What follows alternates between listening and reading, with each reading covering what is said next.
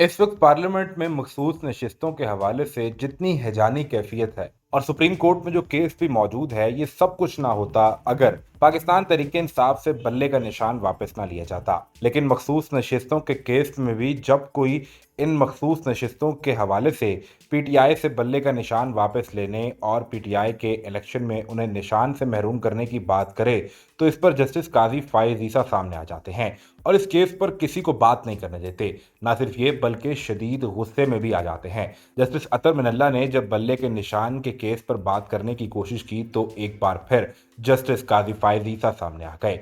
सबसे पहले आप ये देखिए कि जस्टिस अतर मिनल्ला ने इस पर क्या रिमार्क्स दिए और फिर काजी फाइज ईसा इस पर क्या बोले, ये वीडियो देखिए। Kandar Sahab, there are two, I think we are confusing two things. One is the judgment of this court regarding symbol. The other thing regarding, is... sorry, I will interrupt, regarding intra-party elections. Yes. Yes. मामला सिर्फ ये नहीं है, बल्कि आज की समाअत के दौरान एक और मौके पर जस्टिस मुनीब अख्तर ने भी बल्ले के निशान वाले केस पर सवाल उठाया और उस हवाले से रिमार्क्स दिए। इलेक्शन कमीशन ने फैसले की जो तशरीह की, इस पर भी जस्टिस मुनीब अख्तर ने सवाल खड़ा किया तो जस्टिस काजी फाइज ईसा इस पर भी शदीद गुस्से में आ गए। क्या कहते रहे, ये वीडियो देखिए।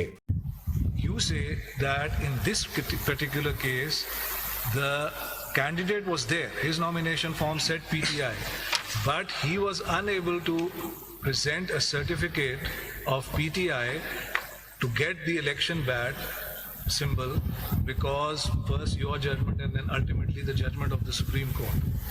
Then, therefore, it follows from the way you have formulated it that PTI therefore ceased to be a political party within the meaning and contemplation of the paragraph D. This is my question to you. Is that correct?